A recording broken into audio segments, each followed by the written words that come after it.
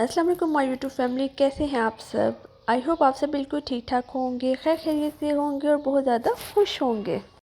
उम्मीद है कि आप सबके रोज़े बहुत अच्छे और खैर खैरियत से गुजर रहे होंगे। आज हम बनाएंगे कुछ बहुत ही ज़्यादा मज़ेदार और चटपटा सा।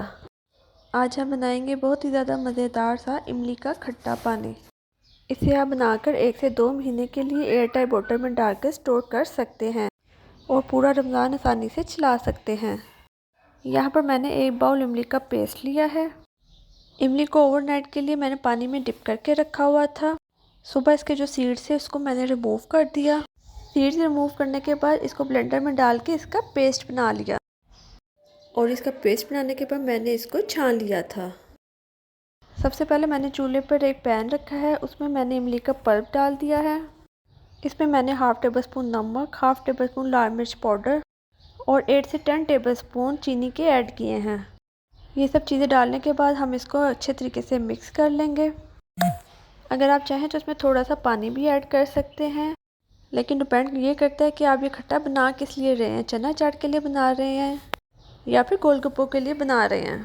जिस मकसद से भी बना रहे हैं उस हिसाब से आपने इसमें पानी शामिल कर देना है। मैंने भी हाफ़ ग्लास इसमें पानी शामिल किया है और इसे मीडियम हीट में 5 से 10 मिनट के लिए आपने पकाना है कि जो चीनी है वो इसमें डिज़ोल्व हो जाए और जो रेड चिली पाउडर है उसका जो कच्चापन होता है वो ख़त्म हो जाए।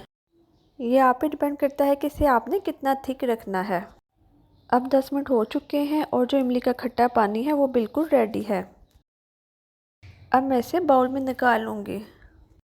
इमली का खट्टा पानी आप एक दफ़ा बना के रख लें, पूरा रमज़ान इसे इंजॉय करें। इमली का खट्टा पानी आप दही बल्लों में भी यूज़ कर सकते हैं, चना चाट में भी यूज़ कर सकते हैं। इमली का खट्टा पानी आप भी एक दफ़ा ज़रूर ट्राई कीजिएगा और अपनी राय का इजहार कीजिएगा। आई होप आपको मेरी आज की रेसिपी बहुत ज़्यादा पसंद आई होगी। अगर हमारे चैनल पर नए हैं तो चैनल को लाजमी सब्सक्राइब कर दें और वीडियो को लाइक और शेयर करना बिल्कुल ना भूलिएगा। Thank you. अब हम मिलते हैं नेक्स्ट वीडियो में, तब तक के लिए अल्लाह हाफिज़ और दुआ में याद रखिएगा। Have a great day.